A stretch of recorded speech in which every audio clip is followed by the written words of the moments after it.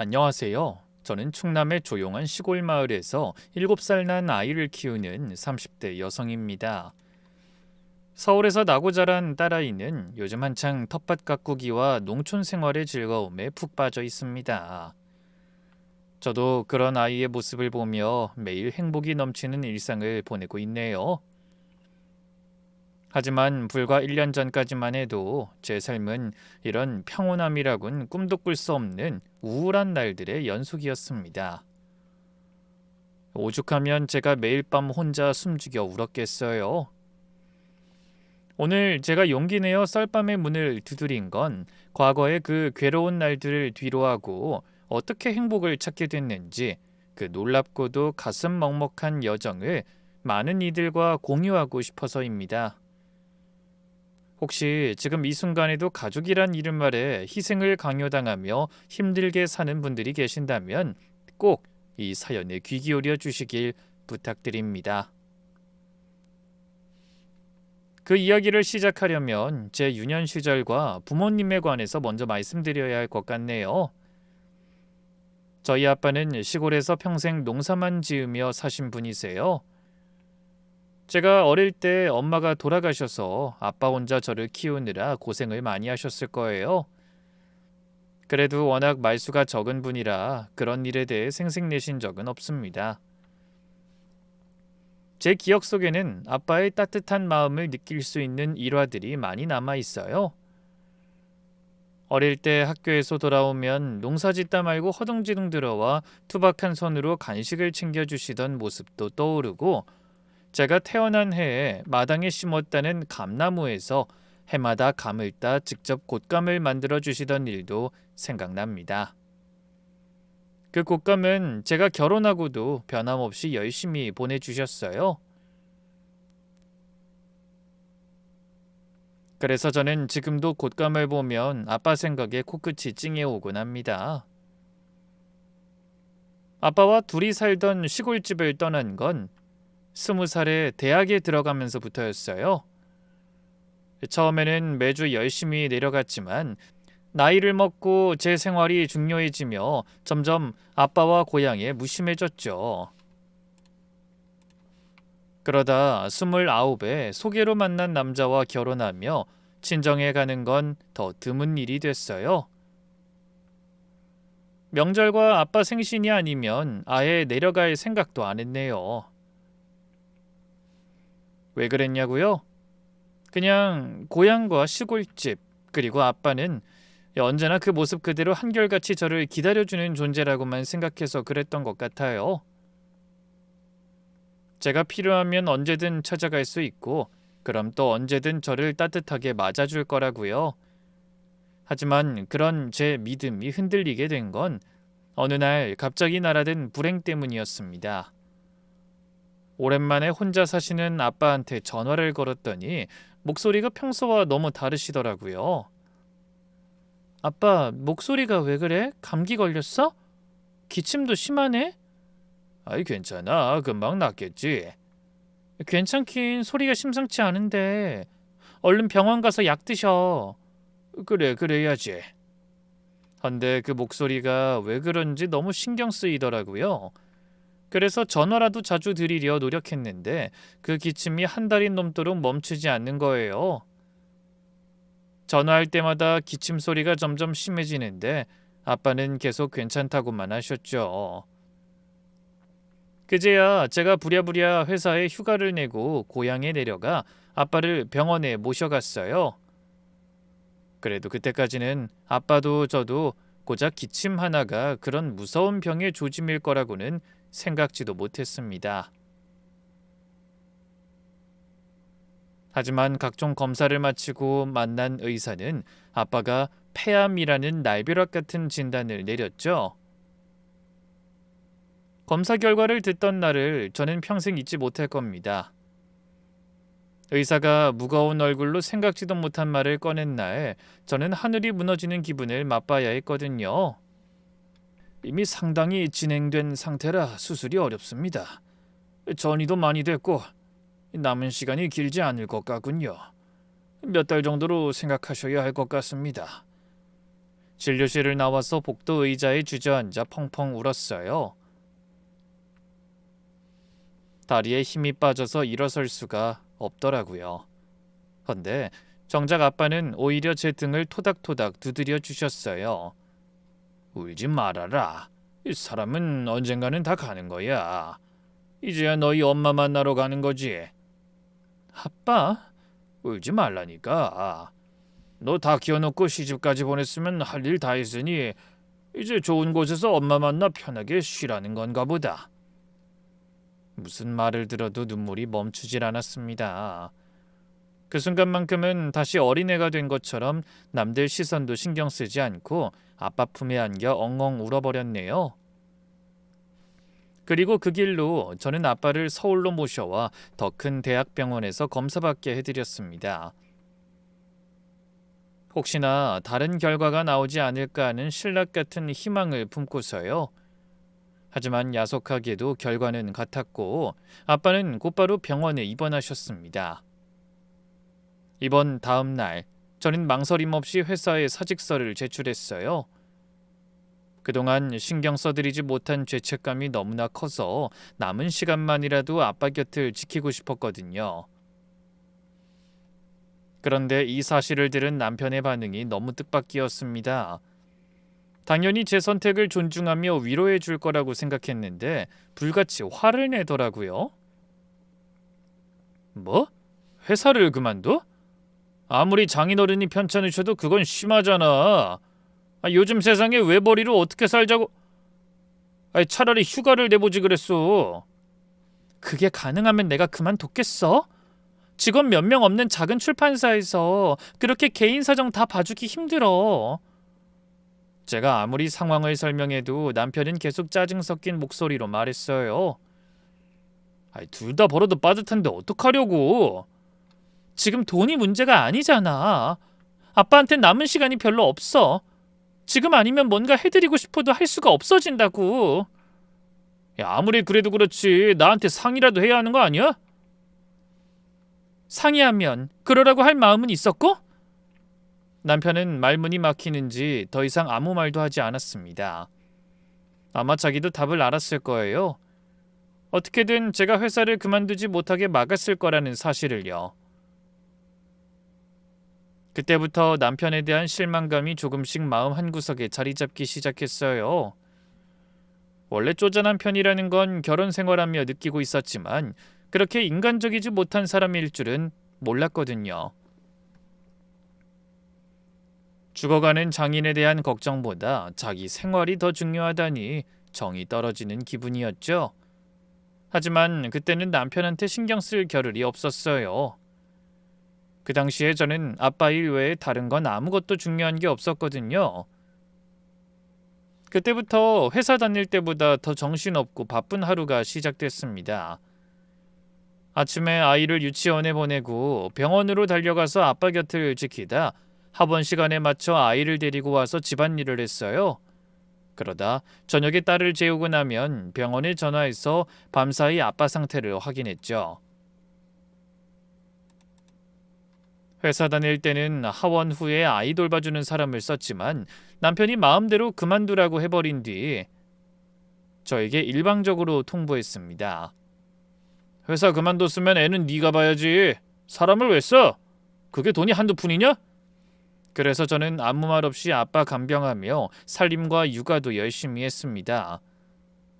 몸은 너덜너덜해지는 기분이었지만 힘들다는 생각은 안 했어요. 아빠한테 남은 시간이 모래시계처럼 흘러가고 있는 것 같아 하루하루가 너무나 아까웠거든요. 하지만 저의 간절함도 소용없는지 아빠는 날이 갈수록 눈이 띄게 쇠약해져 얼굴이 반쪽이 되셨어요. 식사를 거의 못하시고 기침하며 하루 종일 눈을 감고 누워 계시는 날이 많아졌죠. 그래도 제가 병실 문을 열고 들어서면 억지로 눈을 뜨시면서 한마디 하셨어요. 왔냐? 딱 그 한마디도 참 힘겹게 하셨죠. 그래도 저는 그 말에 얼마나 많은 뜻이 담겼는지 잘 알고 있었어요. 반갑다, 고맙다, 미안하다, 사랑한다.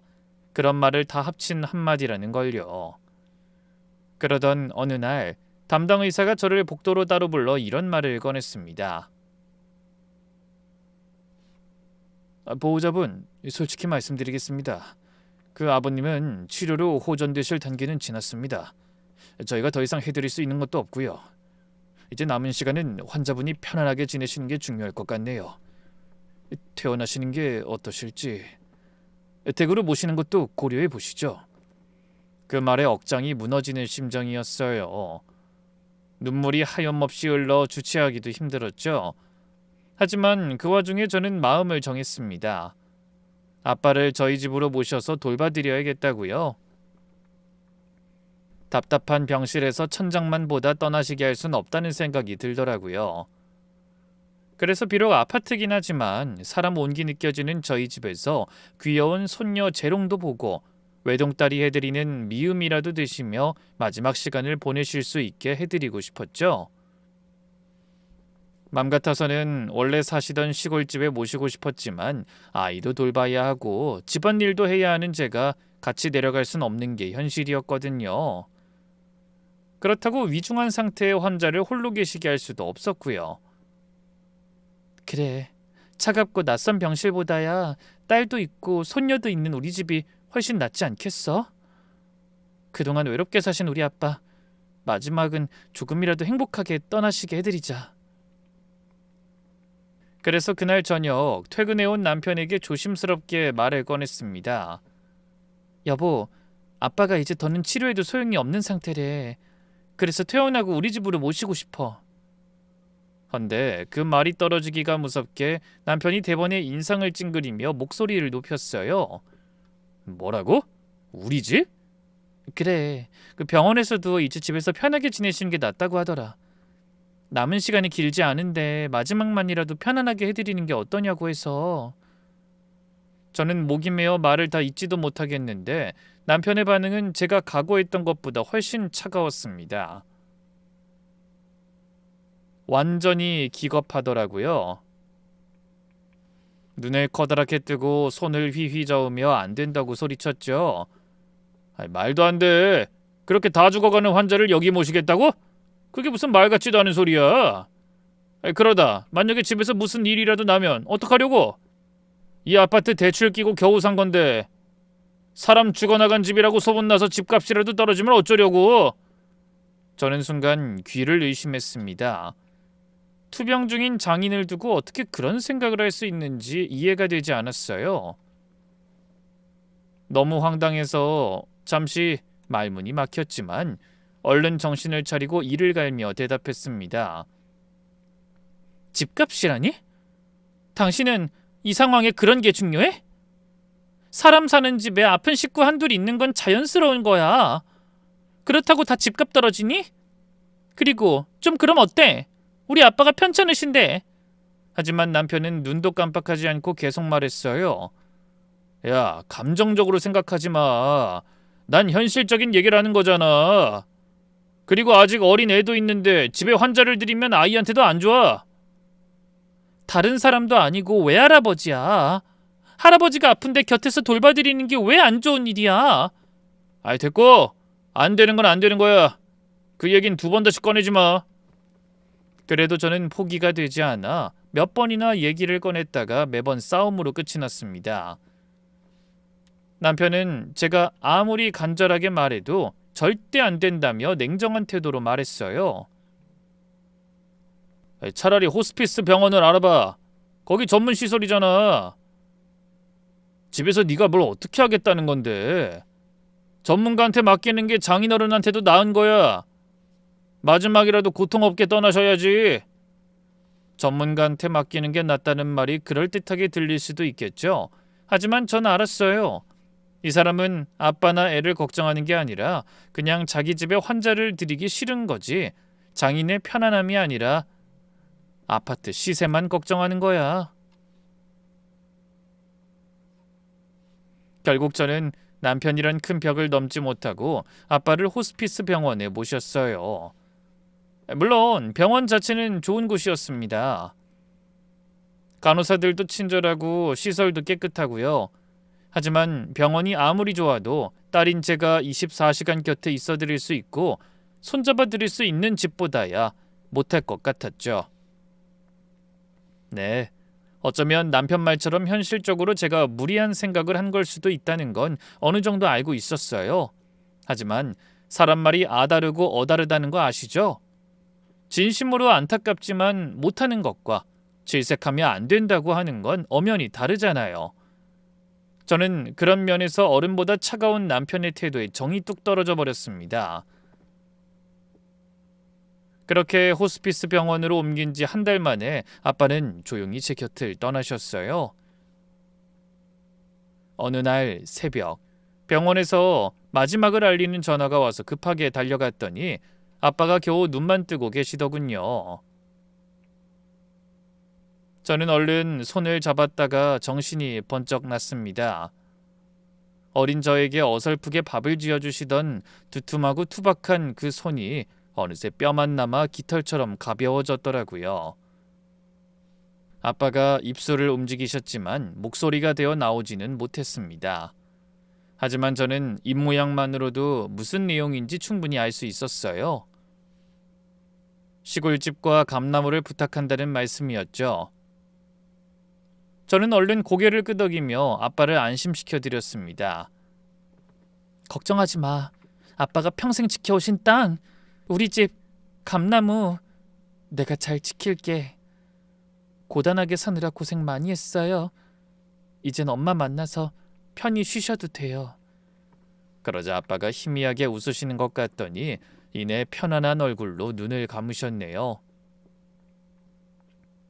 저는 한참 동안 그 자세 그대로 멈춰 있었습니다. 아빠가 이미 떠나셨다는 걸 알면서도 차마 손을 놓을 수가 없더라고요. 그렇게 저는 엄마에 이어 아빠와도 영영 이별을 맞게 됐습니다. 며칠 후 장례를 치르고 나서 시골집에 다녀왔어요.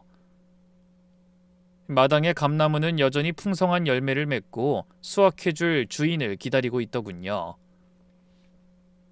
그 모습을 보는 순간 참았던 설움과 죄책감이 한꺼번에 울음이 되어 터져나왔습니다. 평생 딸을 지켜주신 아빠를 저는 지켜드리지 못했다는 괴로움이 돌덩이처럼 가슴을 짓눌렀어요. 마지막이라도 편하게 모셨다면 좋았을 텐데 아빠를 호스피스 병원에서 보내드린 것이 제 평생의 한으로 남게 됐습니다. 하지만 제 인생의 진짜 전쟁은 그때부터가 시작이라는 걸 전 미처 알지 못했네요. 아빠의 49제도 채 지나기 전에 이런 일이 일어났거든요. 하루는 저녁을 먹고 있는데 남편이 느닷없이 식탁 위에 뭔가 종이 뭉치를 펼쳐놓더군요. 자세히 보니 부동산 시세 자료였습니다. 아빠가 사시던 시골집, 그리고 평생 농사 지으시던 땅, 그것들의 시세를 일일이 조사해 왔더라고요. 이거 봐. 장인어른 시골집이랑 농지 합치면 한 3억은 나와. 이거 팔면 우리 더 넓고 좋은 아파트로 옮길 수 있어. 어차피 지금 빈집이잖아. 놀리는 것보다 이렇게 쓰는 걸 장인어른도 원하시지 않겠어? 너무 기가 막혔습니다. 아빠가 살아계실 때는 병문안 한번 제대로 안 오던 사람이 바로 저희 남편이었거든요. 제가 아무리 부탁해도 늘 심드렁하게 답하며 피했죠. 여보, 이번 주말엔 수아 데리고 아빠한테 좀 다녀가면 안 돼? 야, 나도 좀 쉬자. 주말에도 너 병원 드나들어서 나 혼자 애 보느라 힘들어 죽겠는데 거기까지 갔다 오면 주말 다 날아가잖아. 하면서 정색했어요. 장례식장에서도 조문객들 앞에 두고 하품하질 않나 사위 노릇 제대로 한번 한 적이 없었죠. 그러더니 아빠 돌아가시자마자 재산을 다 팔겠다고 나오는데 제가 어떻게 기가 안 막히겠어요? 저는 황당한 표정으로 눈을 부릅뜨고 대답했어요. 여보, 아직 아빠 49제도 안 지났는데 그게 무슨 소리야? 아니 그러니까 너 힘들까봐 내가 대신 다 알아본 거 아니야. 빈집 놔두면 세금만 나가고 땅도 농사 지을 사람 없으면 그냥 묵히는 거야. 팔 수 있을 때 팔아야 제값 받지. 다행히 요즘 시세가 많이 오른 것 같으니까 지금이 적기라고. 그 집이 그냥 집이야? 아빠의 평생이 담긴 집이고 내가 자란 집이야. 아직 아빠 흔적이 고스란히 남아있는 집을 당장 팔란 말이야? 그런 제 말에 남편이 피식 웃으며 답했어요. 흔적? 야, 돌아가신 분 흔적이 밥 먹여주냐? 애도 커가는데 조금이라도 더 넓은 데서 살면 좋잖아. 장인어른도 딸이 좋은 데서 사는 게 좋지. 주인도 없는 빈집 보면서 눈물 콧물 짜는 게 좋으시겠냐? 하지만 저는 조금도 마음이 움직이지 않았습니다. 아빠가 마지막 숨을 거둘 때까지 부탁하신 집을 남편의 한마디에 홀랑 팔아버릴 순 없었죠. 남편에게는 그 집이 오직 3억짜리 부동산에 불과했지만 저에게 그 집은 아빠의 인생과 저의 유년 시절 추억이 고스란히 담긴 소중한 존재였으니까요. 그래서 저는 다짐하듯 못 박았어요. 분명히 말하는데 아빠 집은 절대 못 팔아. 지금도 나중에도 절대 안 팔고 오래도록 내가 지킬 거야. 제가 단호하게 말하자 남편의 얼굴이 일그러지더군요. 뭐? 왜 못 팔아? 왜냐고? 그건 엄연히 아빠한테 받은 내 재산이고 내가 그러고 싶으니까. 야, 너 자꾸 답답한 소리 할래? 옛날 추억에 매달려서 산 사람이 손해보면 그게 효도냐? 멍청한 거지. 아무리 말해봐야 소용없다는 걸 느끼고 저는 더 이상 대답조차 하지 않았습니다. 하지만 남편은 그날 이후로도 틈만 나면 아빠 집 이야기를 꺼냈어요. 밥 먹다가 TV 보다가 심지어 아이 앞에서도요. 수아야, 엄마가 아무짝에도 쓸모없는 할아버지 집을 안 팔아서 우리가 이 좁은 데서 사는 거야. 진짜 답답하지? 아이한테까지 그러는 걸 보면 속에서 천불이 나는 것 같았지만 저는 이를 악물고 버텼습니다. 그 집은 꼭 지키겠다고 아빠한테 약속했으니까요. 헌데 그런 냉전이 몇 주째 이어지던 어느 저녁 예상치 못한 일이 일어났어요. 남편이 퇴근하면서 현관문을 열었는데 혼자가 아니더라고요. 뒤에 커다란 여행 가방 끌고 서 계신 분이 보여서 깜짝 놀랐죠. 예고도 없이 시어머니를 모셔온 거예요. 저는 순간 멍해졌고 시어머니도 어색한 표정으로 저를 바라보며 말씀하셨어요. 수경아, 잘 지냈니? 나 왔다. 어머니 오셨어요. 제가 놀라서 달려나가자 저를 향한 남편의 표정에서 평소와는 다른 뭔가를 느꼈습니다. 뭐랄까요? 의기양양하다고 해야 할까요? 저한테 시원하게 한 방 먹였다는 얼굴이더라고요. 그 얼굴로 저를 향해 당당하게 뜻밖의 말을 꺼냈습니다. 오늘부터 엄마 이 집에서 같이 사신다. 남편의 말을 듣고 저도 모르게 눈이 커졌어요. 뭐? 혹시 어머니 댁에 무슨 일 생긴 거야? 일은 무슨. 엄마가 아들 집에 사시겠다는데 꼭 무슨 일이 있어야 하냐? 연세 드신 분 혼자 외롭게 지내시는 것보다 손녀 재롱도 보고 며느리 밥상도 받으며 사시면 좋잖아. 왜? 시어머니 모시기 싫어? 남편이 입꼬리를 올리며 조롱하듯 묻더니 제가 평생 잊지 못할 말을 쏟아내더군요. 내 돈으로 내 집에서 놀고 먹으면 시부모라도 모셔야지. 불만 있어? 순간 말문이 턱 막혔습니다. 제가 친정아빠 간병하려고 회사 그만둔 걸 가지고 놀고 먹는다니. 게다가 회사 그만두자마자 아이 돌봐주는 사람도 마음대로 잘라버려서 살림과 육아에 정신없는 사람을 보고도 그런 말을 하는 게 황당했죠. 남편이 시어머니 앞에서 그런 말을 고스란히 떠벌리자 시어머니 표정도 불안해 보이셨어요. 그래서 저는 놀란 마음을 진정시키고 얼른 어머니의 짐을 받아 집안에 들이고 저녁 준비를 서둘렀습니다. 놀란 건 놀란 거고 오랜만에 아들네 오신 어머니는 잘 대접해야 한다고 생각했거든요. 그래서 동동거리며 저녁을 대접하고 아이 방에 새 이불을 깔아드렸습니다. 그렇게 정신없이 저녁 시간을 보내고 방에 들어와 남편에게 속삭이듯 물었어요. 여보, 이게 어떻게 된 거야? 갑자기 말도 없이 어머니를 모시라니.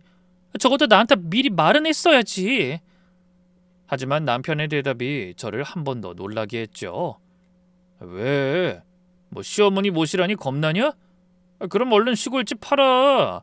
장인어른 집 팔아서 우리 이사 가게 되면 그때 엄마 나가시라고 할 테니까. 싫으면 이 집에서 엄마 모시고 평생 같이 살든가. 그제야 저는 남편의 속셈을 정확하게 이해했습니다. 뜬금없이 시어머니를 모셔온 건 효도를 위해서가 아니었어요. 저를 자기 뜻대로 굴복시키려는 도구로 친어머니를 이용한 거죠. 시어머니 모시는 게 힘들어지면 결국 제가 아빠 집을 팔겠다며 항복할 거라고 계산한 겁니다. 그 순간 여러 감정이 한꺼번에 밀려왔어요. 놀라움, 분노, 서러움. 하지만 동시에 이상하게 마음이 차분해지기도 하더군요. 아, 이 사람이 이렇게까지 나오는구나. 그렇다면 나도 각오하고 맞서야지. 그래서 저는 남편의 눈을 똑바로 바라보면서 대답했습니다. 알았어, 잘 모실게. 걱정하지 마. 최대한 담담하고 여유 있게 말했어요. 그리고 살짝 웃어 보이기까지 했죠. 그런 저를 본 남편의 표정이 순간적으로 흔들리더군요. 제가 화를 내거나 항의할 거라고 예상했을 텐데 전혀 다른 반응이 나오니까 당황한 게 틀림없었습니다. 하지만 전 더 이상 아무 말도 하지 않고 주방으로 가서 냉장고를 열어 시어머니께 드릴 아침 반찬을 고민했어요. 그날 밤 아이를 재워놓고 식탁에 앉아 아빠의 영정사진을 한참 동안 바라봤습니다. 미소 짓는 그리운 얼굴을 보니 절로 눈물이 차오르더군요. 저는 아빠가 듣고 계시기라도 한 듯 사진을 쓰다듬으며 중얼거렸어요. 아빠, 난 아직도 아빠가 떠났다는 게 믿기지 않아. 거기서 엄만 만난 거지? 나도 잘 지내고 있어. 참, 그리고 수아 아빠가 시골집 팔자고 아무리 괴롭혀도 난 꼭 우리 집 지킬 거야. 걱정하지 말아요. 두고 봐. 그렇게 한참을 떠들다 눈물을 닦으며 방으로 들어왔네요. 다음날 아침부터 저는 시어머니에게 정성스러운 밥상을 대접하기 위해 노력했어요. 마땅한 반찬이 없길래 새벽부터 수산시장에 가서 장을 봐 해물탕도 끓였죠. 시어머님이 가장 좋아하시는 음식이 해물탕이거든요. 마침 토요일이라 남편도 집에 있어 아이를 맡기고 부산을 떨었죠. 점심때는 어머니 무릎이 안 좋으시다는 걸 알고 쑥찜질도 해드렸어요. 오후에는 아이와 셋이서 동네 산책도 다녀왔죠. 무슨 이유인지 처음엔 좀 뾰족하게 반응하시던 어머니도 하루 종일 아이와 웃으며 얘기하고 맛있는 음식을 드시더니 기분이 좋아지신 것 같더라고요. 그렇게 하루가 즐겁게 마무리되어가는 것 같던 저녁 나절, 제가 밥상을 다 차리고 어머니를 모시러 갔는데 방이 비어있더군요. 혹시 화장실에 가셨나 싶어서 둘러봤지만 아니었어요. 의아한 마음에 방에 들어가 살펴보니 어머니가 지난밤 끌고 오셨던 여행 가방도 옷까지도 보이지 않았습니다. 짐을 싸서 아무도 모르게 나가신 것 같았죠.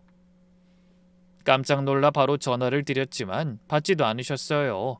헌데 당황해서 어쩔 줄 모르는 제 눈에 아이 책상 위에 놓인 메모가 보였습니다.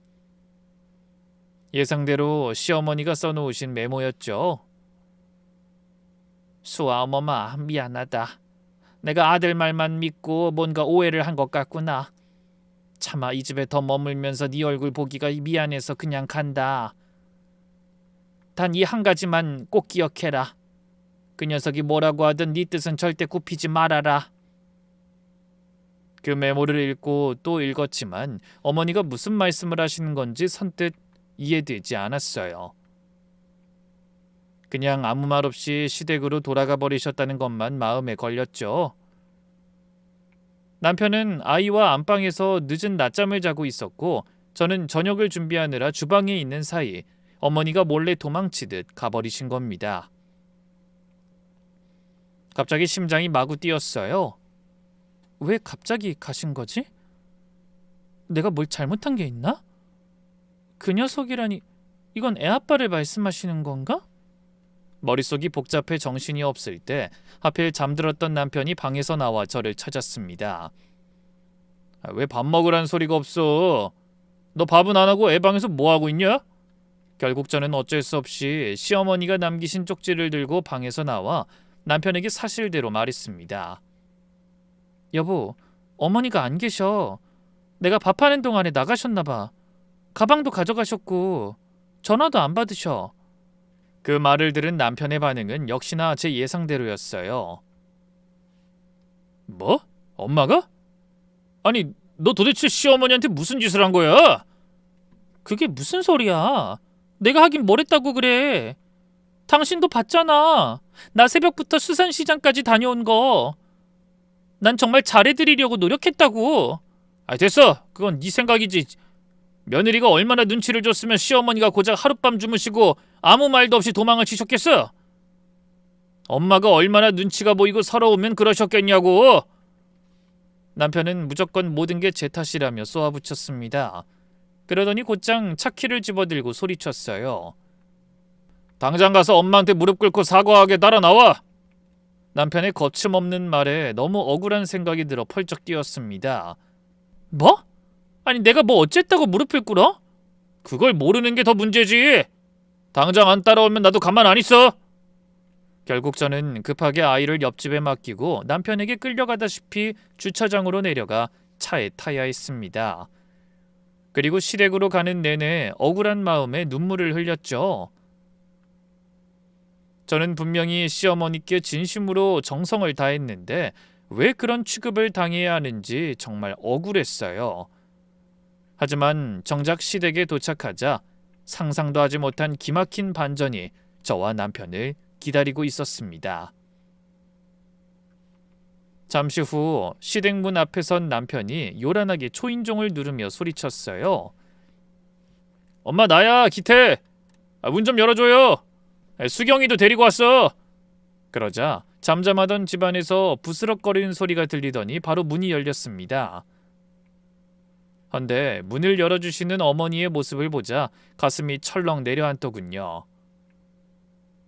눈이 퉁퉁 부어 한참을 울고 계셨다는 게 한눈에 보이더라고요.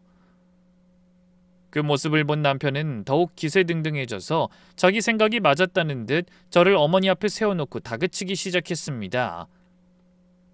엄마, 수경이 왔으니까 얘가 잘못한 일 있으면 따끔하게 혼내줘요.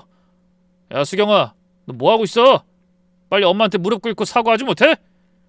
저는 억울했지만 일단 고개를 숙이고 머리를 조아렸어요. 무슨 오해를 하셨든 어른이 저 때문에 마음이 상하셨다면 사과는 드려야 한다고 생각했거든요. 그런데 마침 제가 입을 열려고 할 때 어머니가 먼저 말씀을 시작하셨어요. 조용하지만 단호한 목소리였죠. 기태, 그만 떠들고 앉아라. 나? 아니 엄마, 나는 왜... 수경이가 지금 바로 사과 드린다잖아. 여러 말하지 말고 당장 앉으라니까. 앉아!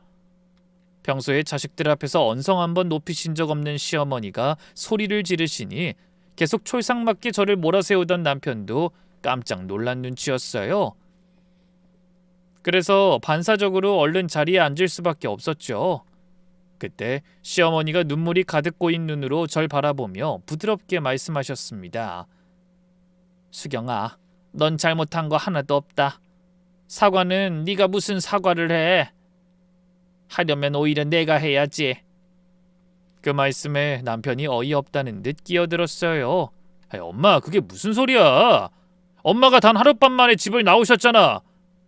이건 다 수경이가 며느리 노릇을 제대로 못해서. 하지만 어머니는 아들의 말을 다 듣지도 않고 끊으시더니 눈을 부릅뜨며 천천히 말씀하셨습니다. 아니, 내가 그 집을 나온 건 수아 어멈 때문이 아니라 기태 너 때문이다. 순간 시댁 거실이 조용해졌어요.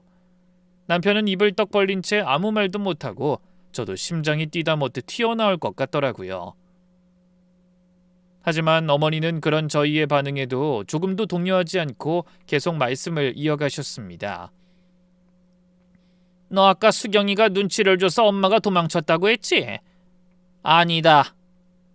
얘는 나한테 밥 한 끼, 반찬 하나 허투루 내놓지 않고 정성을 듬뿍 들였어. 새벽에 수산시장 가서 신선한 재료 사다가 내가 좋아하는 해물탕 끓여준 거 보면 모르니? 무릎 아프다니까 쑥찜질까지 해주고. 난 아들 말만 듣고 건방진 며느리 혼을 내주러 간 건데 막상 가보니까 듣던 거하고는 상황이 달라도 너무 다르더라. 그 말씀에 남편이 난감한 표정으로 얼버무리더군요. 엄마, 그런 게 아니라 수경이가 겉으로만 잘하는 척하고 속으로는 아니야. 얘가 자기 남편 알기를 아주 개떡같이 한다니까. 하지만 그 말이 오히려 시어머니의 심기를 더 건드리는 것 같았어요. 시끄럽다. 어미 말 아직 안 끝났어. 그러더니 손바닥으로 탁자를 소리나게 내려치셨어요. 저는 시어머니가 그렇게 화내시는 걸 결혼하고 처음 봤습니다. 남편도 적잖이 놀랐는지 그만 입을 다물고 눈만 껌뻑이더군요. 그렇게 한창 언성을 높이던 어머니가 잠시 숨을 고르시더니 왜 말없이 집을 나오신 건지 그 이유를 하나씩 꺼내놓기 시작하셨습니다. 어젯밤에 잠이 안 와서 물 마시러 밖에 나갔다가 수아 어머니 거실에서 울고 있는 걸 봤다. 저는 순간적으로 몸이 굳어졌습니다. 제가 아빠 영정사진을 꺼내놓고 한참을 중얼거리며 울었던 게 떠올랐거든요. 다른 사람도 아니고 시어머니가 그 모습을 보셨다니 갑자기 창피한 생각이 들어 얼굴이 화끈거렸어요. 하지만 어머닌 절 비웃기는커녕 눈시울까지 붉히며 이렇게 말씀하셨죠. 애가 얼마나 마음이 아프면 돌아가신 사돈 사진을 앞에 놓고 혼자 중얼거리더라. 마지막을 집에 모셔서 편하게 해드리고 싶었는데 그럴 수가 없었다고. 애아빠가 아무리 반대해도 자기가 더 밀어붙여야 했는데 못해서 죄송하다고 소리 죽여 우는 거야. 그 말씀을 들으니 저도 모르게 가슴이 먹먹해지더군요. 어머니는 한숨을 내쉬며 계속 말씀하셨어요. 그런 모습 보는데 예전에 돌아가신 내 친정어머니 생각이 나더라. 나도 독한 시집살이 할 때 친정엄마가 편찮으셨다. 그때 남편이랑 시부모님이 너그럽게 친정어머니 병간호만 하게 해줬어도 내가 이렇게 한이 남진 않았을 텐데. 친정에도 잘 못 가게 해서 제대로 찾아뵙지도 못하고 보내드렸지. 근데 수경이가 우는 걸 보니 꼭 그 시절 내 모습을 보는 것 같더라. 얼마나 가슴이 아프던지. 시어머니가 말씀하시다 말고 눈물을 훔치시는 모습을 보자 제 눈에서도 갑자기 눈물이 쏟아졌습니다.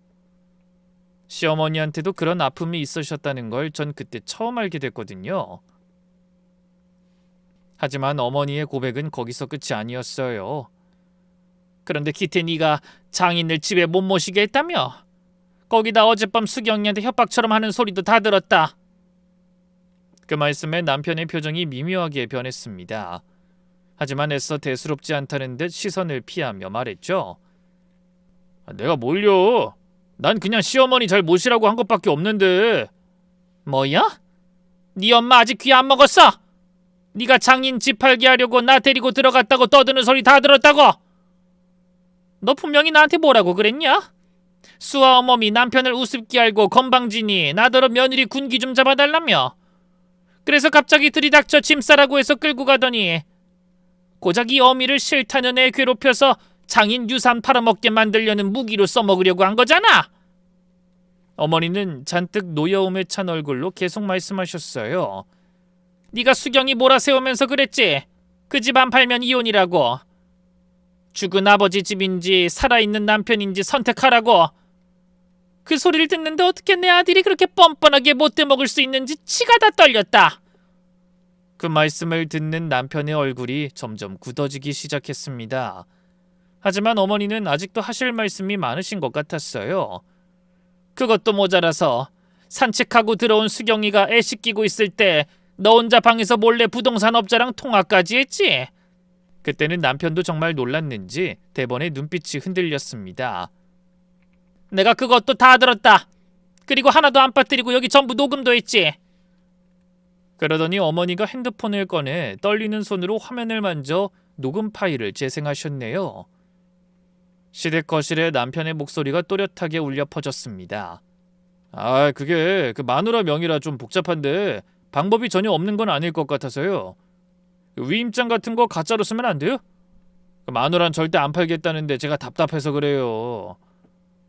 아, 소유주 도장이랑 신분증만 있으면 되는 거죠? 녹음 재생이 끝나자 찬물을 끼얹은 듯 무거운 침묵이 이어졌습니다. 생각지도 못한 남편의 속내를 확인한 저는 넋이 빠진 기분이었죠.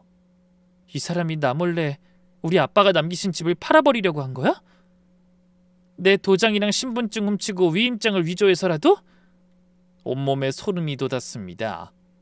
그 순간 제가 느낀 감정은 배신감이라는 말로는 한참 부족한 감정이었어요. 표현할 길 없는 분노가 끝없이 솟구쳐 오르는 기분이었거든요. 그때 남편이 갑자기 소리쳤어요. 아이, 엄마, 설마 엄마가 내 얘기를 녹음까지 한 거야? 그 말에 시어머니가 핸드폰을 탁자 위에 내려놓고 남편을 노려보며 말씀하셨습니다. 그래, 녹음했다. 내 아들이 무슨 짓을 하려고 하는지 내 귀로 들어도 믿기지 않아서 증거를 남긴 거야. 이렇게라도 하지 않으면 네가 정말 그런 짓을 저지를 것만 같아서. 시어머니의 눈에서 눈물이 흘러내렸지만 목소린 전혀 흔들리지 않았어요. 기태야, 아직도 모르겠니? 엄마가 왜 너희 집에 나왔는지? 수경이가 눈치를 줘서가 아니야. 내 아들이 며느리한테 하는 짓을 차마 눈뜨고 못 보겠어서 같은 지붕 아래 있는 것 자체가 부끄러워서 나온 거다. 그리고 내가 거기 더 있으면 네 계획대로 수경이를 괴롭히는데 엄마가 이용당하는 꼴이 되니까 그게 싫어서 나온 거라고. 그 말씀을 듣는 순간 시어머니가 남기신 메모의 의미가 비로소 이해됐습니다. 아들 말만 믿고 뭔가 오해를 한 것 같다는 것은 며느리가 건방지다는 아들의 말을 곧이곧대로 믿었던 자신에 대한 후회였고, 그 녀석이 뭐라고 하든 네 뜻은 절대 굽히지 말라는 것은 아들의 본심을 꿰뚫어 본 어머니의 경고였던 거죠. 저는 그제야 어머니의 깊은 뜻을 깨닫게 됐어요. 자기 아들의 못된 짓에 휘둘려 며느리를 괴롭히는 도구가 되기 싫어 스스로 물러나신 겁니다. 하지만 어머니의 고백을 다 듣고 나서도 남편은 인정하려 들지 않았습니다. 오히려 눈을 부라리며 시어머니에게 따지기 시작했죠. 엄마 지금 뭐 하는 거야? 아들 뒤통수를 치려고 녹음까지? 이게 엄마라는 사람이 할 짓이야? 아들 잘 살길 바라는 게 부모지, 멀쩡한 자식 망치려고 작정한 게 부모냐고. 역시 남편은 반성할 줄 모르는 인간이었어요. 자기가 한 짓은 생각도 안 하고 그걸 들춘 게 문제라고 시어머니를 원망하더라고요. 아내 몰래 위임장을 위조해서 장인의 유산을 처분하려 한 건 괜찮고, 그런 사실을 녹음한 시어머니는 배신자 취급했습니다. 하지만 어머니도 아들의 기세에 밀리지 않으셨어요. 오히려 아들의 눈을 정면으로 마주보며 담담하게 말씀하셨죠. 기태야, 엄마가 물어볼 게 있다. 수경이가 사돈어른 간병할 때 넌 뭐했니? 하늘에 부끄럽지 않게 사위 노릇은 다 한 거냐? 갑작스러운 어머니의 물음에 남편이 입술을 깨물며 아무 말도 하지 못했습니다. 시어머니는 한숨을 내쉬며 고개를 끄덕이셨어요. 그럴 줄 알았다. 할 말이 없지? 마지막을 눈앞에 둔 장인을 모른 척하고 집에 모시지도 못하게 길길이 날뛴 위인이 병원이라고 제대로 찾아갔을 리가 없지. 네가 그러고도 사돈어른 돌아가시자마자 재산 팔겠다고 나설 자격이 있다고 생각하는 거냐? 거기다 엄마를 며느리 궁지에 모는 도구로 이용하려고 거짓말까지 해. 하지만 남편은 여전히 목소리를 높였어요. 엄마, 수경이가 오죽 고집이 세면 내가 그런 생각까지 했겠어? 돈 3억을 그냥 썩히겠다고 하니까 내가 답답해서 그런 거잖아. 기태야! 그 집은 수경이랑 사돈어른한테 단순히 금전적으로만 따질 수 있는 대상이 아니라는 걸 왜 몰라? 수경이한테 그 집은 돌아가신 부모님의 땀과 눈물이야. 그 집에 흙 한 줌, 나무 하나까지 특별하지 않은 게 없을 거라고. 그런 걸 돈으로만 따지는 네가 한심한 거지. 지키려고 하는 수경이가 고집 센 게 아니다. 남편이 입술을 깨물며 한마디 더 내뱉었습니다. 그깟 흙이랑 나무가 무슨 대수야. 집은 그냥 부동산이야. 사고 팔고 재산을 불리는 거 외에 다른 무슨 의미가 있다는 거야? 난 인정 못해. 그 순간 어머니의 눈빛이 차갑게 변했어요. 인정하든 못하든 어디까지나 그 집은 수경이 소유야. 네가 마음대로 팔고 싶다고 그럴 수 있는 게 아니잖아. 아무리 부부라도 남의 도장이랑 신분증 훔쳐서 가짜 위임장 만들면 그건 범죄야. 넌 지금 네가 무슨 짓을 하려고 했는지, 그게 얼마나 심각한 일인지 아직도 모르는 거야? 남편은 잠시 말이 없다 갑자기 궁색한 변명을 늘어놓기 시작했습니다. 누가 진짜 그렇게 하겠다고 했어? 그냥 답답해서 말만 해본 거라고. 진짜로 한 건 아니잖아. 만약 수경이가 계속 고집을 부리고 이런 사실을 들키지 않았다면 진짜로 저질렀을지도 모르지. 기태야, 이제 내가 이런 사실을 알게 된 이상 넌 아무것도 못해. 만약 뭐라도 하려고 하면 내가 절대 그냥 두고는 못 본다. 바로 신고할 거야.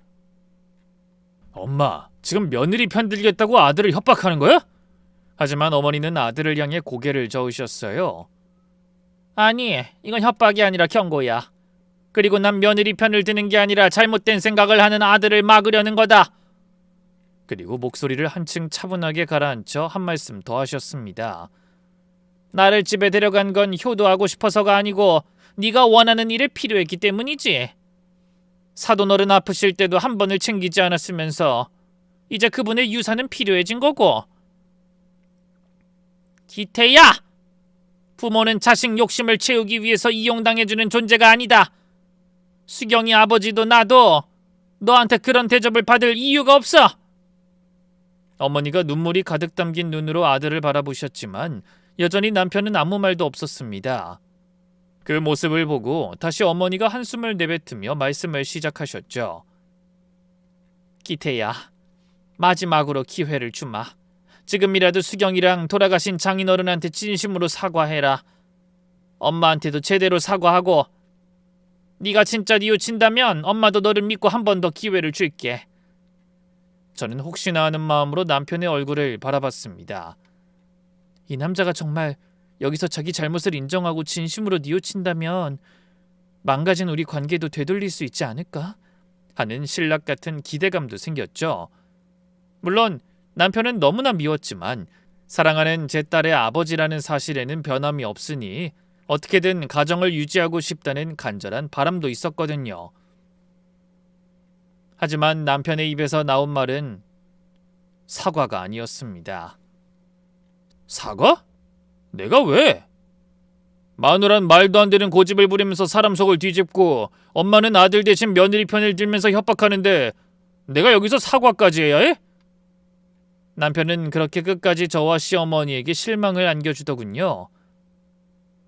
그 순간 저는 깨달았어요. 아, 이 결혼생은 이제 끝이구나. 더는 저 사람과 사는 게 의미가 없겠어. 그렇다고 마냥 가슴이 아프진 않았습니다. 오히려 앞길을 막고 있는 뿌연 안개가 걷히는 것처럼 뭔가가 선명하고 맑아지는 기분이었어요. 마치 제가 갈 길은 하나라는 걸 알려주는 것 같은 순간이었죠. 시어머니도 저와 같은 기분인지 눈물을 훔치며 떨리는 목소리로 말씀하셨어요. 그래, 네 선택이 그렇다면 어미도 이제 선택을 해야겠구나. 네가 뭘 잘못했는지 깨닫기 전까지 넌 내 아들 아니다. 계속 그렇게 뻔뻔한 마음으로 살아간다면 사돈어른 유산만 놓치는 게 아니라 이 어미가 남길 유산도 받지 못하게 될 거다. 그제야 남편의 표정이 딱딱하게 굳는 게 느껴졌습니다. 아니 엄마, 그게 무슨 소리야? 하나뿐인 아들을 버리기라도 하겠다는 거야? 못할 것도 없지? 엄마! 그런 두 사람의 대화를 들으며 이번엔 제가 조용히 입을 열었어요. 당신이 나한테 죽은 아빠 집이냐 살아있는 남편이냐 선택하라고 했지? 그땐 답을 안 했는데 이제 정확하게 말할 수 있을 것 같아.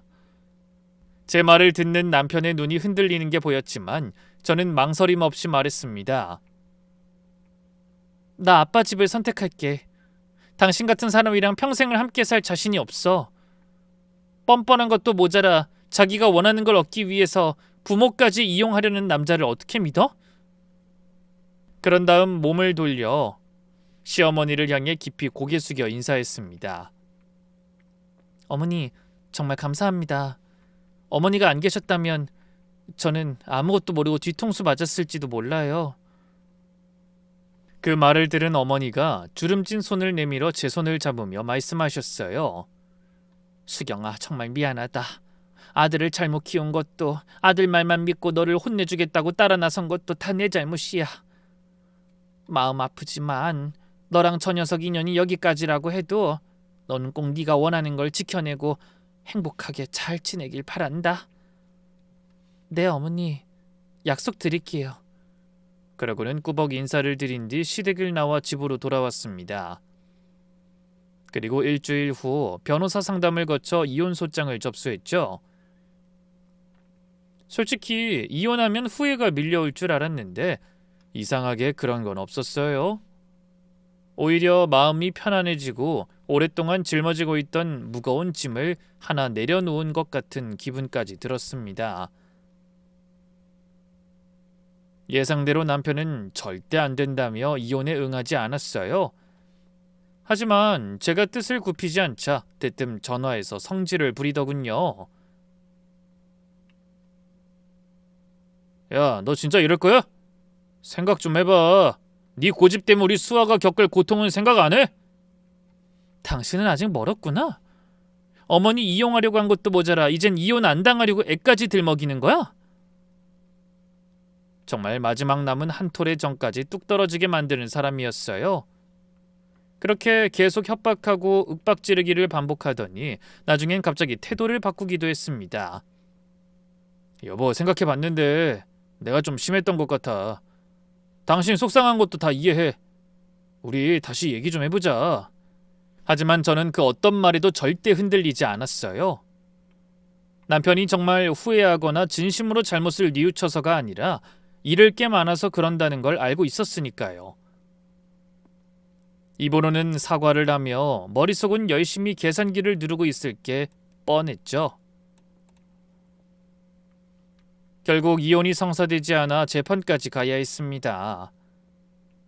그 과정에서 시어머니가 녹음해두신 통화 파일이 큰 도움이 됐어요. 남편이 자기 마음대로 제 유산을 팔아치우고 싶어하며 위임장 위조 방법까지 구체적으로 문의한 내용이 고스란히 담겨 있었으니까요. 변호사의 말로는 사문서 위조를 실행에 옮기지 않았더라도 그런 행위를 모의한 정황 자체가 유책 사유로 충분하다고 했어요. 거기에 더해서 아빠 간병 시절에 남편이 보인 행태들도 저에게 유리하게 작용했습니다. 아빠 병원에 와달라는 부탁에 남편이 짜증으로 일관한 문자나 카톡 내용이 제 핸드폰에 그대로 남아 있었거든요. 그 외에도 아빠를 집으로 모시자는 부탁을 집값 걱정 때문에 거부하고 시어머니를 동원해 제가 시골집을 포기하도록 만들려고 압박한 정황까지 모두 드러났어요. 막상 정리해놓고 보니 저 자신이 한심하더군요. 내가 뭐 때문에 이런 결혼 생활을 견디면서 산 거지? 나도 참 미련했네. 결국 재판부는 남편의 유책 사유를 인정하고 제가 유리한 조건으로 이혼할 수 있도록 손을 들어줬습니다. 아이도 아직 어리다 보니 양육권도 무난히 저에게로 왔고요. 그렇게 남편은 아빠의 유산 3억을 노리다 모든 것을 잃었습니다. 아내도, 아이도, 눈독 들이던 장인의 재산도, 그것도 모자라 친어머니에게도 외면당했죠. 어머니는 재판이 끝난 뒤에도 아들과 연락을 끊고 계셨어요. 나중에 전화로 저에게 이런 말씀을 하시더라고요. 수경아, 나는 기태 그 녀석이 완전히 달라졌다고 느껴지기 전에는 만나지 않을 생각이다. 평생 오냐오냐 하면서 편만 들어주는 게 자식 위하는 일이 아니라는 걸 이번 일을 겪으면서 배웠거든. 이제라도 내 자식이 정신 차리도록 이를 악물어 보련다. 그러면서 울먹이시는 게 전화기 너머에서도 느껴졌죠. 저는 말없이 그런 어머니의 울음소리가 잦아들기를 기다렸습니다. 그렇게 이혼이 확정되고 한 달쯤 지났을 때 저는 아이를 데리고 아빠의 시골집에 내려가기로 결심했어요. 하지만 주변 사람들은 모두 말리더군요. 어머, 수경아, 서울에서 살다가 그런 시골 가서 어떻게 살려고? 애 교육은 생각 안 해? 시골에 살다가도 서울로 이사 오는 판에 지금 거기 가서 어쩌려고? 혼자서 그런 시골에서 뭐 해 먹고 살려고 계획은 있어? 그게 맞는 말이라는 걸 저도 알고 있었어요. 현실적으로 따지면 무모한 선택을 한 것도 맞고요. 하지만 그때만큼은 무조건 제가 원하는 길을 가고 싶다는 생각이 들었습니다. 그래서 어느 누구의 눈치도 보지 않고 저를 위한 선택을 하기로 했죠. 그런 결심을 하고 얼마 후 저는 딸의 손을 잡고 낡은 시골집으로 돌아왔습니다. 헌데 너무 낡고 고장난 곳이 많아 가능한 예전 모습을 그대로 유지하면서도 살기에 불편함은 없이 큰맘 먹고 집을 고쳤어요. 그러고 나니 아빠가 평생 농사 짓던 땅도 어떻게 해야 할지 고민이 되더군요. 그때 문득 딸아이 유치원에서 경기도 인근의 농장으로 고구마 뽑기 체험을 다녀온 생각이 떠올랐어요. 그래서 저도 작은 체험 농장을 열기로 했습니다. 인근 도시에서 온 아이들이 감자도 캐고 고구마도 굽고 가을이면 감도 따갈 수 있는 소박한 농장을 만든 거죠. 처음에는 손님이 거의 없었어요. 하루에 한두 팀 올까 말까 하더라고요. 그래도 꾸준히 홍보도 하고 아이들을 위한 다양한 체험 프로그램도 만들었더니 조금씩 입소문이 나더군요. 주말이면 가족 단위 손님들이 찾아오기 시작하더군요. 인근 유치원과 어린이집에서 단체로 체험을 신청하기도 했습니다. 아이들이 흙을 만지며 웃는 걸 지켜보며 아빠도 분명 제 선택을 응원해 주실 거라는 확신이 들었네요. 저희 딸아이도 다행히 시골 생활에 금방 적응했어요. 처음에는 벌레가 무섭다고 울던 아이가 지금은 맨발로 마당을 뛰어다니며 놀기 바쁘답니다. 텃밭에서 방울토마토 따는 재미에 푹 빠져서 매일 아침 일어나자마자 텃밭으로 달려가죠. 올해는 블루베리 재배에도 도전해볼 생각이라 딸과 함께 열심히 공부하고 있습니다. 그리고 가끔 시어머니도 손녀를 보러 이곳으로 내려와 하루 이틀 쉬고 가십니다. 그럴 때마다 양손 가득 반찬과 떡을 해오세요. 저희 딸아이가 떡을 참 좋아하거든요. 농장이 하루가 다르게 바빠지는 걸 보며 어머니가 제 손을 잡고 말씀하셨어요. 우리 수경이 대단하구나. 솔직히 처음에 애랑 둘이 여기서 어떻게 살려고 하는지 나도 걱정이 많았거든. 그러셨어요? 이제 걱정 내려놓으셔도 돼요. 전 이제야 제 자리에 돌아온 것 같이 마음이 참 편하거든요. 어머니가 그런 저를 흐뭇하게 바라보며 고개를 끄덕이셨죠. 작년 가을에는 처음으로 아빠 없이 혼자 감을 땄습니다. 도시로 나가기 전 가을이면 늘 아빠랑 함께 감을 따곤 했는데 이제 아빠가 제 곁에 안 계신다는 게 새삼 실감나더라고요. 대신 사다리에 올라가 저를 조마조마한 얼굴로 바라보는 딸아이가 있었죠. 어린 시절에 제가 바로 그 자리에서 딸과 똑같은 표정으로 아빠를 올려다보던 생각이 났습니다. 아마 아빠도 하늘에서 그런 저희 모녀의 모습을 웃으며 바라보실 거라는 생각이 들더군요. 그날 딴 감으로 곶감도 만들어 봤어요. 아빠처럼 잘 만들진 못하지만 정성스럽게 깎아 신경 써서 말렸죠. 그렇게 만든 곶감을 어머니한테 보내드렸더니 전화를 하셨더라고요. 수경아, 곶감 잘 받았다. 아주 맛있더라. 네, 이제 매년 제가 어머니 곶감을 책임질게요. 전화를 끊고 감나무를 올려다 보니 가지 사이로 눈부신 햇살이 쏟아져 내리고 있었어요. 그 모습을 보자 저도 모르게 또 아빠 생각이 나서 하늘에 대고 안부를 전했습니다. 아빠, 나 이렇게 열심히 우리 집을 지키고 있어요. 아빠도 거기서 잘 지내고 있는 거지? 지금처럼 앞으로도 열심히 살 테니까 아빠도 나랑 수아 행복할 수 있게 늘 곁에서 돌봐줘요. 그리고 우리 집을 위해서 아들의 잘못을 고백해주신 시어머니도 오랫동안 건강하실 수 있게 지켜줘. 난 아빠만 믿을 거야. 저는 오늘도 아빠가 평생 일구신 이 땅 위에서 하루하루를 열심히 살아가고 있습니다. 제가 태어날 때 심은 감나무가 단단히 뿌리 내린 것처럼 저도 이곳에 뿌리 내려 내년에도 그 다음 해에도 오래도록 흔들림 없이 살아갈 겁니다. 부디 이 사연에 함께 해주신 여러분들도 이런 저희의 앞날에 웃음과 행복만 가득하게 빌어주시겠어요? 그럼 오늘도 기쁨이 충만한 하루 보내시길 바라며 저는 이만 인사드리겠습니다. 감사합니다.